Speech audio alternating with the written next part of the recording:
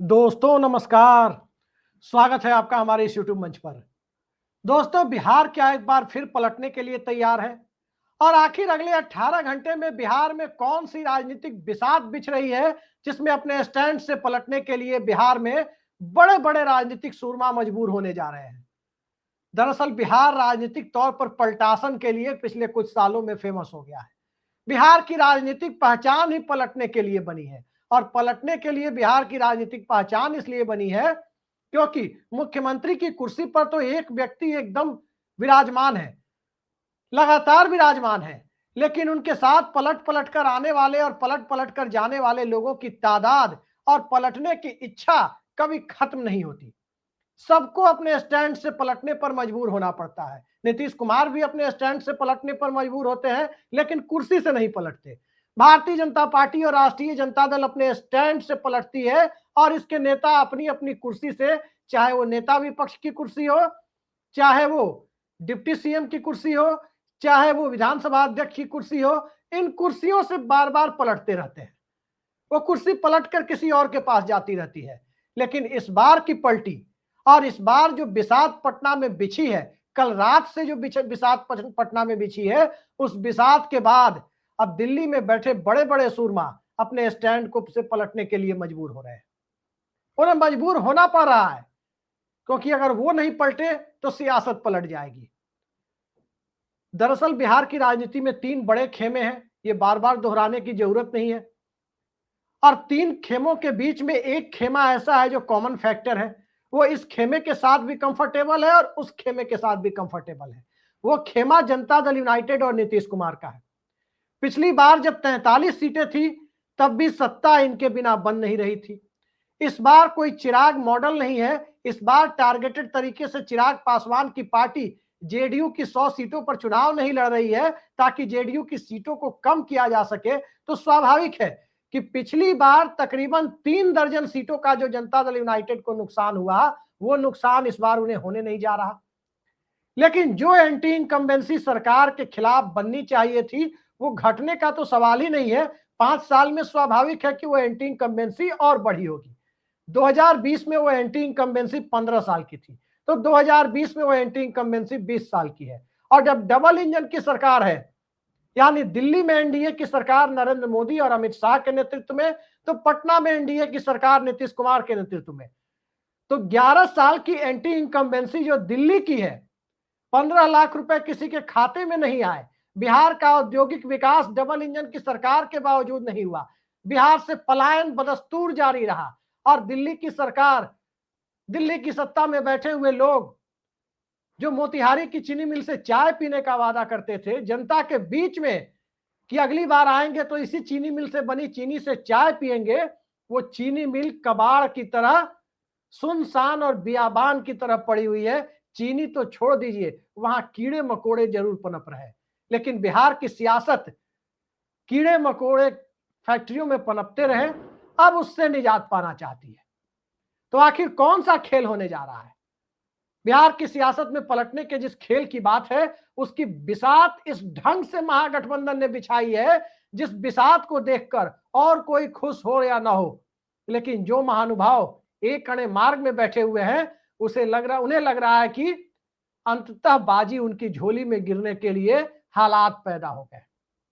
दरअसल कल शाम अशोक गहलोत पटना पहुंचे। जादूगर के नाम से जयपुर और राजस्थान में जाने जाते हैं। एक ऐसे जादूगर जो कांग्रेस पार्टी के अंदर विधायक दल के नेतृत्व परिवर्तन की तमाम कोशिशों को, ऑपरेशन की लोटस की तमाम कोशिशों को जो मानेसर से चलाया जा रहा था, उसे मानेसर से आगे नहीं बढ़ने दिया था। अब वो जादूगर पटना पहुंचे। राजद और कांग्रेस के बीच के कॉन्ट्राडिक्शंस को, महागठबंधन में कुछ सीटों पर, 7-8 सीटों पर बने हुए फ्रेंडली फाइट की स्थिति को खत्म कराने के लिए। लेकिन जब हम फ्रेंडली फाइट की चर्चा करते हैं तो भूल जाते हैं महाराष्ट्र का पिछला विधानसभा चुनाव जो अभी 1 साल पहले हुआ है। बहुत बड़ी जीत मिली वहां पर महायुति को, भारतीय जनता पार्टी, अजीत पवार की एनसीपी और एकनाथ शिंदे की शिवसेना के महायुति को। वहां भी तकरीबन दर्जन भर सीटों पर फ्रेंडली फाइट हुई थी, बावजूद इसके जीत मिली थी।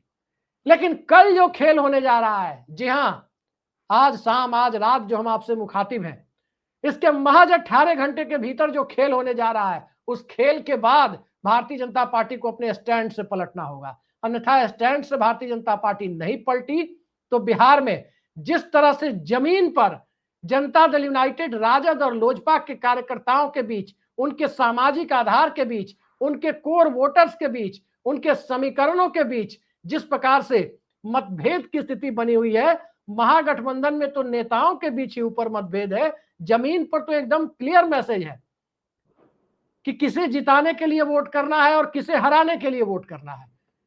एनडीए को जब उसका जवाब देने की जरूरत है, उस जवाब देने की बिसात अशोक गहलोत ने लालू यादव से, तेजस्वी यादव से मुलाकात के साथ तय कर ली। कल की मुलाकात सबने देखा, उस फोटो को आप भी देख रहे हैं हमारी स्क्रीन पर। वो मुलाकात कल रात जो हुई, कल रात में जो बिसात बिछी, उस बिसात का पटाक्षेप कल दिन में होने जा रहा है। और जो बिसात बिछाई गई उसके बारे में जो खबरें छन कर आ रही है, वो खबरें यही है। यदि पाटलिपुत्र के सूत्रों पर यकीन करें तो तेजस्वी यादव का नाम मुख्यमंत्री पद के लिए घोषित किया जा रहा है। जी हां, तेजस्वी यादव का नाम मुख्यमंत्री पद के लिए, और जैसी चर्चा है यदि उस पर यकीन करें तो राजेश राम का नाम डिप्टी सीएम के लिए घोषित किया जा रहा है।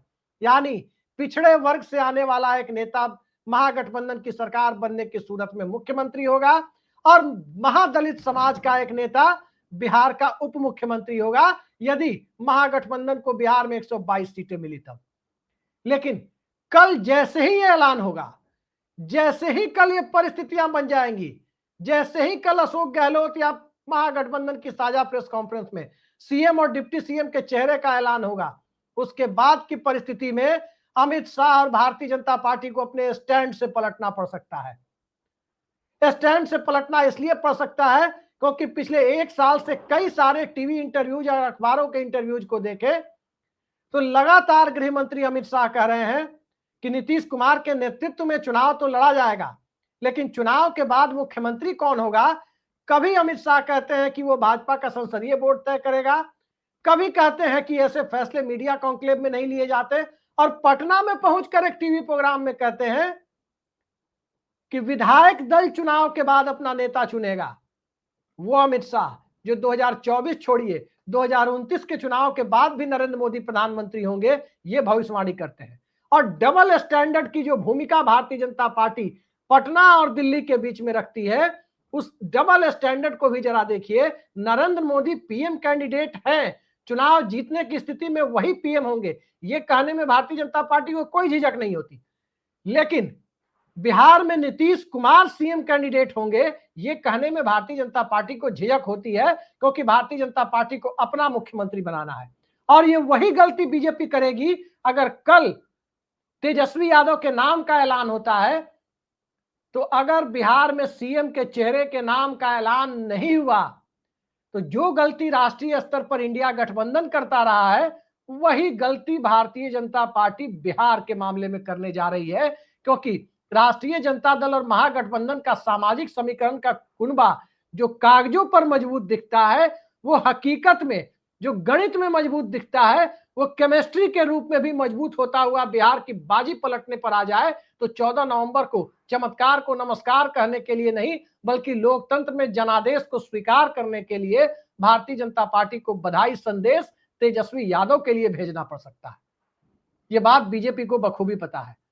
आखिर होता क्या है, 2015 को याद कीजिए। 2015 के बिहार विधानसभा चुनाव में एनडीए ने अपना मुख्यमंत्री पद का चेहरा घोषित नहीं किया। महागठबंधन, कांग्रेस, राजद और जदयू का महागठबंधन, उसने मुलायम सिंह यादव ने ही लखनऊ से ही ऐलान कर दिया था, जो उस महागठबंधन के बिहार के सर्वमान्य नेता हो गए थे। उस वक्त समाजवादी पार्टी के नेता भले ही थे, लेकिन जनता परिवार के वो सर्वमान्य नेता हो गए थे। उन्होंने सीधा ऐलान कर दिया था कि नीतीश कुमार ही बिहार के मुख्यमंत्री होंगे, और लालू यादव से लेकर कांग्रेस पार्टी तक, चाहे उस वक्त के कांग्रेस प्रभारी सीपी जोशी हो, चाहे लालू यादव हो, या फिर जनता दल यूनाइटेड के नेता हो, सबने हर मंच पर बिहार में बहार हो, नीतीश कुमार हो के नारे के साथ वोट मांगना स्वीकार किया था। अब जब तेजस्वी यादव के नाम का ऐलान हो जाएगा, उसके बाद नहीं ऐलान होने की सूरत में क्या हालात बनेंगे, तो जरा 2015 को याद कर लीजिए। भारतीय जनता पार्टी वही भाषा बोल रही थी जो भाषा आज 2025 में 10 साल बाद बोल रही है। 2015 में बीजेपी ने अपना सीएम कैंडिडेट नहीं दिया। अचानक अखबारों में खबरें उड़ी कि दिनारा से जो कैंडिडेट चुनाव लड़ रहे हैं राजेंद्र सिंह, वो बिहार के मनोहर लाल खट्टर हो सकते हैं। मनोहर लाल खट्टर यानी डार्क हॉर्स, जो रेस में नहीं था उसे मुख्यमंत्री बना दिया गया, जैसे मोहन यादव को बाद में बनाया गया, भजन लाल शर्मा को बनाया गया, गुजरात में भूपेंद्र पटेल को बनाया गया। तो जिस तरह से सीएम कैंडिडेट के चेहरे का ऐलान 2015 में नहीं हुआ और विपक्ष ने उस मीडिया की खबर को, अटकलों को जिस प्रकार से बिहार में भुनाया, जिस ताकत के साथ भुनाया कि राजेंद्र सिंह यानी अपर कास्ट से, जिनकी आबादी बिहार में 10% है, उनसे आने वाला नेता मंडल प्रदेश का मुख्यमंत्री भारतीय जनता पार्टी बनाएगी, इसलिए उनके नाम का ऐलान नहीं हो रहा है। उसके बाद बिहार के चुनाव की फिजा पलट गई। 35% वोट लाने के बावजूद एनडीए गठबंधन 1/4 सीटें तक नहीं जीत पाया बिहार में। 25% सीटें भी एनडीए गठबंधन बिहार में नहीं जीत पाया था। ये हालात बिहार में बिना चेहरे के चुनाव लड़ने पर हो गए थे। अब सवाल ये उठता है कि यदि बिहार में ऐलान नहीं किया जाता है, तेजस्वी यादव के सामने सीएम कैंडिडेट कौन होगा, इस चेहरे का ऐलान नहीं किया जाता है, तो एक बार फिर तेजस्वी यादव और महागठबंधन ने अपनी मर्जी से अपना प्रतिद्वंदी बताना शुरू कर दिया। यदि गिरिराज सिंह को शुरू कर दिया, यदि जीवेश मिश्रा को अपना प्रतिद्वंदी बताना यदि शुरू कर दिया, नितिन नवीन को, तमाम अपर कास्ट नेताओं को मुख्यमंत्री का एक चेहरा चुन करके एक डमी चेहरा सामने कर दिया, तो बिहार की पूरी फिजा पलट जाएगी। बिहार की सियासत को पलटने के लिए करना क्या होता है विपक्ष को? आरक्षण को मुद्दा बना दीजिए, जैसे मोहन भागवत के बयान के बाद 2015 में बन गया। सीएम कैंडिडेट नहीं है तो एक खबर कहीं चल जाए कि कोई अपर कास्ट के नेता को मुख्यमंत्री भारतीय जनता पार्टी बनाना चाहती है, इसलिए चेहरे का ऐलान नहीं कर रही। इतना काफी है बिहार के चुनाव में हालात को पलटने के लिए। लिहाजा कल की घोषणा के बाद महज 18 घंटे के भीतर जो घोषणा होने की चर्चा बहुत तेज हो गई है, उस घोषणा के बाद भारतीय जनता पार्टी को, नरेंद्र मोदी और अमित शाह को अपने स्टैंड से पलटना पड़ जाए, किसी को आश्चर्य नहीं होना चाहिए, क्योंकि स्टैंड से पलटने के सिवा कोई चारा नहीं बचेगा कि वो नीतीश कुमार के नाम का ऐलान करें, वो सम्राट चौधरी के नाम का ऐलान करें, वो विजय सिन्हा के नाम का ऐलान करें, वो गिरिराज सिंह के नाम का ऐलान करें, वो चिराग पासवान के नाम का ऐलान करें, जिनके नाम का ऐलान करें, जो मर्जी वो करें, लेकिन वो करने के लिए उन्हें मजबूर होना पड़ेगा। हमने इतने सारे नाम आपको गिना दिए और इतने सारे नाम गिनाने के बावजूद हमारे दर्शकों को बखूबी पता है कि जब मामला नाम के ऐलान तक पहुंचेगा तो अभी बिहार में भारतीय जनता पार्टी की राजनीतिक हिम्मत इतनी नहीं हुई है, वो साहस बीजेपी नहीं जुटा पाएगी कि नीतीश कुमार को छोड़कर किसी दूसरे नाम का ऐलान करे। क्योंकि नीतीश कुमार को छोड़कर किसी दूसरे नाम का जैसे ही ऐलान किया जाएगा, उसके बाद भारतीय जनता पार्टी 25 सीटों की दावेदार नहीं बचेगी। जनता दल यूनाइटेड का कोई core voter Bharatiya Janata party की 101 सीट और लोजपा की 28 सीटों पर वोट डालने नहीं जाएगा। यह बात करीब करीब तय है। लिहाजा तेजस्वी यादव के नाम के ऐलान के साथ जब पूछा जाएगा कि क्या गिरिराज सिंह को सीएम बनाना है, इसलिए नाम का ऐलान नहीं किया जा रहा, क्या जवाब देगी भारतीय जनता पार्टी? और बिहार के अंदर जो नए लेवल पे जाति गणना के बाद की परिस्थितियों में जो मंडल मोबिलाइजेशन होगा, आरक्षण बढ़ाने की पूरी कवायद के बीच जो मंडल मोबिलाइजेशन होगा, संविधान बचाओ की कवायद के बीच जो दलित मोबिलाइजेशन होगा, उसको संभाल पाना भारतीय जनता पार्टी के लिए बहुत मुश्किल काम होगा। इस बार तो चिराग मॉडल भी नहीं है कि चिराग मॉडल के सहारे कुछ अपर कास्ट कैंडिडेट खड़ा करके वोट कटवाए जाए या कुछ ओबीसी कैंडिडेट खड़ा करके वोट कटवाए जाए। इस बार तो वो हालात भी नहीं है। नॉमिनेशन की तारीख भी बीत चुकी है और तारीख बीतने के बाद सीएम कैंडिडेट के ऐलान का जो मास्टर स्ट्रोक महागठबंधन की तरफ से खेला जा रहा है कि अब तो आप कुछ कर ही नहीं सकते, अब या तो सीएम कैंडिडेट ऐलान कीजिए या नहीं करेंगे तो फिर तेजस्वी यादव के सामने राजनीतिक शिकस्त के लिए खुद को मानसिक तौर पर तैयार कर लीजिए। दो में से एक विकल्प चुनने की स्थिति अब एनडीए के सामने आ खड़ी हुई है। प्रशांत किशोर कितने वोट काटेंगे, कितने कैंडिडेट उनके बिठाए जाएंगे या रखे जाएंगे, भूल जाइए इन सब बातों को, क्योंकि दिल्ली में बैठा हुआ आयोग जो लोकतंत्र के महापर्व को कराने की जिम्मेदारी संभाल रहा है, प्रशांत किशोर के कल के आरोपों के बाद अब तक उसका एक्शन किसी ने नहीं देखा है। वो मुजरा भैंस और इस तरह के बयानों के बाद भी कोई एक्शन नहीं देखा गया था। इस तरह के बयान देने वाले आज भी खुलेआम घूम रहे हैं, चुनाव में प्रचार भी कर रहे हैं और बिहार में आकर के तमाम तरह के सांप्रदायिक नैरेटिव की बुनियाद भी किसी न किसी रूप में न रखते हुए नजर आए तो किसी को आश्चर्य नहीं होना चाहिए। लेकिन मत भूलिए, ये बिहार है, यहां किसी भी तरह के सांप्रदायिक नैरेटिव की कोई जगह नहीं है। बिल्कुल तमिलनाडु और केरल की तरह कोई जरूरत यहां पर नहीं है। अभी जो परिस्थिति बनी हुई है, आज मैं आंकड़े देख रहा था पिछले विधानसभा चुनाव के। पिछले विधानसभा चुनाव में एनडीए गठबंधन के तहत जनता दल यूनाइटेड 115 सीटों पर लड़ी थी, भारतीय जनता पार्टी 110 सीटों पर लड़ी थी। इस बार जनता दल यूनाइटेड पिछली बार से 14 सीटें कम लड़ रही है, भारतीय जनता पार्टी 9 सीटें कम लड़ रही है।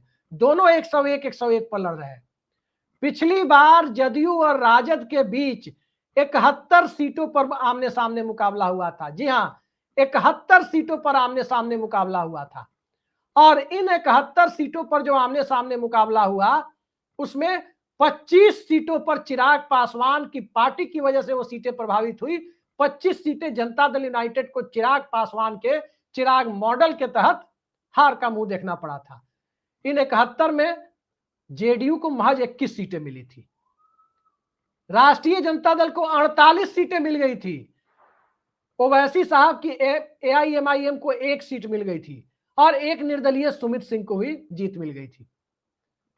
यानी चिराग मॉडल जनता दल यूनाइटेड पर बहुत भारी पड़ा था। लगभग 3 दर्जन सीटें उन्हें हरा गया था और इन 3 दर्जन सीटों में से 25 सीटें तो राजद के खिलाफ ही हरवा दी थी। इस बार उस चिराग मॉडल का नितांत अभाव है और जब चिराग मॉडल का नितांत अभाव है तो स्वाभाविक है कि जनता दल यूनाइटेड की संख्या राजद बनाम जेडीयू की सीटों पर तो 21 से आगे बढ़ेगी, ये तय है। यह जरूर है कि पिछली बार जो 71 सीटें लड़ी थी, अभी तकरीबन दर्जन भर सीटें जेडीयू राजद के खिलाफ कम लड़ रही है। 59 या 60 सीटें राजद के खिलाफ लड़ रही है जेडीयू, 58 से 60 के बीच में आंकड़ा है। अब पिछली बार से 14 सीटें भी तो कम लड़ रही है। 14 सीटें पिछली बार से जनता दल यूनाइटेड कम लड़ रही है चुनाव, तो राजद के खिलाफ ही 10-12 सीटें कम लड़ रही है। अब इसके अलावा जनता दल यूनाइटेड जो राजद कांग्रेस वीआईपी के खिलाफ सीटें लड़ रही है, पिछली बार उन सीटों में से 44 सीटें लड़के 50% के स्ट्राइक रेट से 22 सीटें जेडीयू ने जीती थी। यानी 21 राजद के खिलाफ और नॉन आरजेडी पार्टी के खिलाफ 22 सीटें, 21 और 22 43। इस बार की जो परिस्थिति है, इस बार भी तकरीबन 42 या 43 सीटें नॉन आरजेडी के खिलाफ जेडीयू चुनाव लड़ रही है। पिछली बार भी नॉन आरजेडी सीटों पर लगभग 10 या 11 सीटें चिराग पासवान की पार्टी ने जेडीयू को हरा दी थी। इस बार वो स्थिति नदारद है, वहां भी वो स्थिति नहीं है।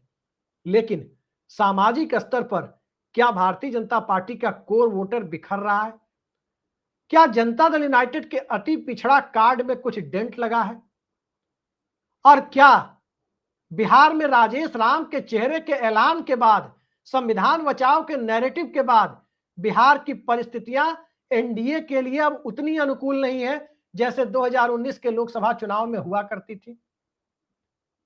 जो चिराग मॉडल के बिना 160-70 मिलने की पिछले चुनाव में गुंजाइश बताई जा रही थी, क्या वही स्थिति अब भी है? जी नहीं। पिछली बार यदि चिराग मॉडल को माइनस कर दे, अगर चिराग मॉडल नहीं हुआ होता पिछली बार, अगर चिराग मॉडल आज ही की तरह वो चिराग पासवान की पार्टी एनडीए में होती 2020 में और एनडीए के फोल्ड में ही चुनाव लड़ती, तो एनडीए को जो 125 सीटें मिली थी वो सीटें 160 के आसपास होती। आज क्या चिराग पासवान के साथ रहने के बावजूद 160 सीटें मिल जाएंगी? बहुत मुश्किल दिखाई देता है, क्योंकि तेजस्वी यादव के साथ जैसी संभावना है, अगर राजेश राम का नाम उप मुख्यमंत्री के लिए ऐलान हो गया तो फिर पिछड़ा और दलित महादलित के एक स्ट्रॉन्ग कॉम्बिनेशन के साथ, माइनॉरिटी वोटों के साथ, और जिस प्रकार से राजद ने टिकट बंटवारा किया है, जिस प्रकार से कुछ गलतियों के बावजूद कांग्रेस पार्टी ने टिकट बंटवारा किया है, और जिस प्रकार से कम्युनिस्ट पार्टियों ने, लेफ्ट पार्टियों ने अपनी मजबूती के साथ अपनी सीटों पर और सहयोगी दलों की सीटों पर भी चुनावी व्यूह रचना तैयार की है, उसमें इतना तो तय है कि एनडीए को 160 सीटें तो हरगिज नहीं मिलने वाली। कोई चमत्कार ही एनडीए को 160 सीटों तक पहुंचा सकता है, या कोई महाराष्ट्र जैसा खेल जो राहुल गांधी आरोप लगाते हैं वैसा कुछ हो जाए तो 160 तो छोड़ दीजिए, तब तो 243 की 243 भी हो सकती है। उस तरह के खेल में कुछ भी संभव है। लेकिन अभी फिलहाल स्थिति यही है कि कल अपने स्टैंड से भारतीय जनता पार्टी को पलटना पड़ सकता है।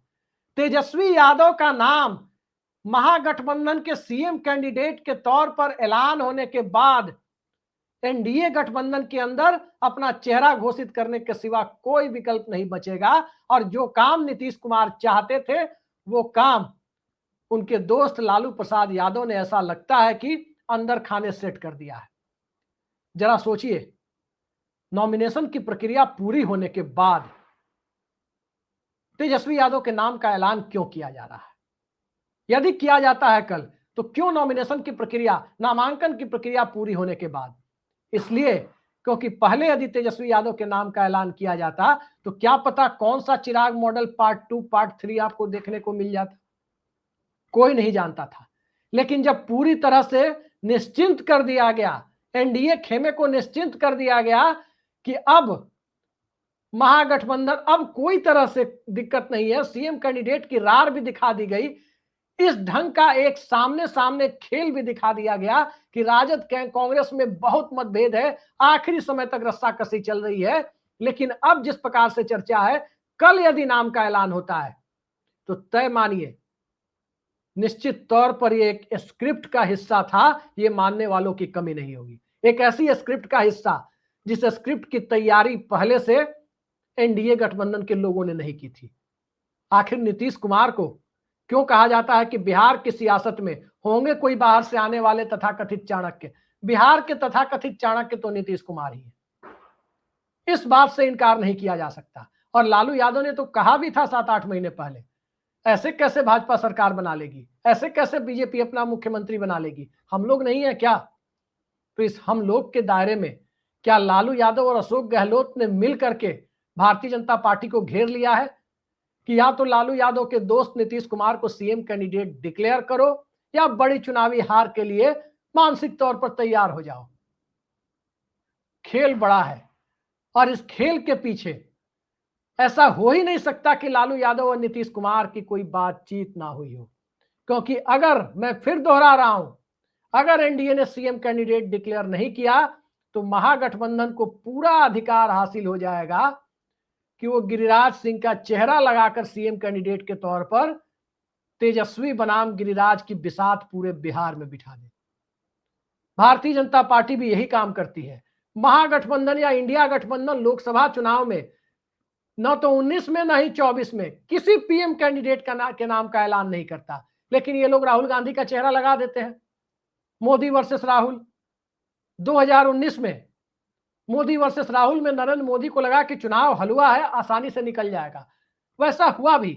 लेकिन जिस प्रकार से राहुल गांधी ने भारत जोड़ो यात्रा, पदयात्रा के बाद जनता के मुद्दे से सीधे जुड़ने के बाद अपनी जो छवि बनाई, उस छवि में मोदी बनाम राहुल करने की कोशिश में 2024 में भारी नुकसान होते होते एनडीए का बचा। अब भी नीतीश कुमार और चंद्रबाबू नायडू की या महाराष्ट्र वाले एकनाथ शिंदे की बैसाखी पे वो सरकार बची हुई है। अब वो बैसाखी कब खिसक जाए कोई गारंटी नहीं। और क्या बैसाखी 14 नवंबर के बाद खिसकाने की बिसात दिल्ली में बिछा ली गई है? उसकी चर्चा हम 14 नवंबर के बाद करेंगे। लेकिन फिलहाल तो अगले 18 घंटे की स्टोरी पर नजर रखिए कि बिहार में पलटने की तैयारी या पलटने की मजबूरी अब सामने आकर खड़ी हो गई है। देखते जाइए क्या होता है। आज के लिए इतना ही। नमस्कार।